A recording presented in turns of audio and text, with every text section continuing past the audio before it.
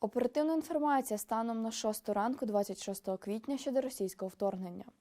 Розпочалася 62-га доба героїчного протистояння українського народу російському воєнному вторгненню. Ворог продовжує ведення повномасштабної збройної агресії проти України. Тривають наступальні дії противника у східній операційній зоні з метою розгрому угрупування об'єднаних сил, встановлення повного контролю над територією Донецької і Луганської областей та забезпечення сухопутного кордону між зазначеними територіями та окупованим Кримом. На Волинському та Поліському напрямках стан положення та характер дій противника суттєвих змін не зазнали. Ворог активних дій на зазначених напрямках не проводив. Визначені підрозділи Збройних сил Республіки Білорусь на ротаційній основі виконують завдання з прикриття ділянки українсько-білоруського кордону в Брестській та Гомельській областях. На Сіверському напрямку ознак формування противником ударного групування для відновлення наступальних дій не виявлено. У суміжних з Україною районах Брянської, Курської та Білгородської областей ворог посилив охорону кордону та пунктів пропуску, проводить інженерне обладнання позицій. Російські окупанти в прикордонних районах посилили протидиверсійні заходи. На Слобожанському напрямку противник посилює угрупування військ, продовжує часткове блокування міста Харкова та здійснює вогневе ураження підрозділів наших військ та об'єктів критичної інфраструктури. Загарбники намагаються проводити наступ у напрямку населеного пункту Заводи. Тривають бойові дії. На Донецькому і Таврійському напрямках ворогом здійснюється переміщення пунктів управління ближче до лінії бойового зіткнення.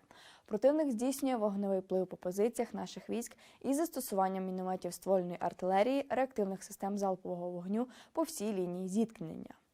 Так, на Сєвєродонецькому напрямку противник веде бойові дії в районі населеного пункту Рубіжне. На Попаснянському напрямку намагається оволодіти Попасною. Тривають бої.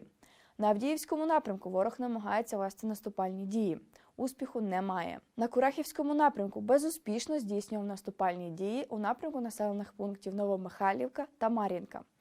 На Запорізькому напрямку противник веде наступальні бойові дії в напрямку населеного пункту Трудолюбівка. Тривають бої. Ворог здійснює масований вогневий вплив та блокування наших підрозділів в районі заводу «Азовсталь» у Маріуполі. На Південно-Бузькому напрямку противник по всій лінії зіткнення здійснював поодинокі обстріли наших підрозділів. Фіксується розвідувальна активність в районі адміністративного кордону Миколаївської області. У районі населеного пункту Велика Олександрівка Херсонської області захисники України знищили склад з боєприпасами та велику кількість особового складу ворога – понад 70 осіб вбитими. Точна кількість загиблих уточнюється. Також підрозділи окупантів зазнали втрат в особовому складі в районах населених пунктів Новодмитрівка та Білоусове. Російські окупанти продовжують грабувати місцеве населення на тимчасово зайнятих територіях України.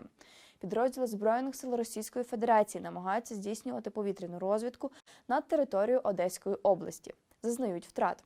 Угрупуванням повітряних сил Збройних сил України за попередню добу було уражено 10 повітряних цілей, 3 літаки, 4 БПЛА оперативно-тактичного рівня та 3 крилаті ракети. На території Донецької та Луганської областей за минулу добу відбито 6 атак ворога. Знищено 4 танки, 5 артилерійських систем, 13 одиниць броньованої техніки, 15 одиниць автомобільної техніки, 2 паливозаправника та 1 зенітну установку.